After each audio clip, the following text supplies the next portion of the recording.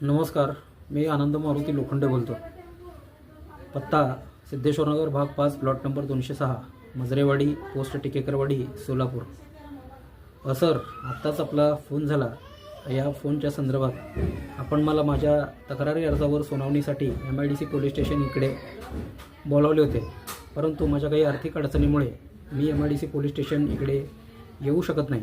आणि माझा सदरचा अर्ज जो आहे, यापूर्वीही कित्येक अर्ज मी आपल्या DG ऑफिसला, पोलीस महासंचालक कार्यालय, गृहमंत्री, मुख्यमंत्री, केंद्रीय मंत्री, भारत सरकार, राष्ट्रपती, पंतप्रधान यांच्याकडे अर्ज केलेले आहेत.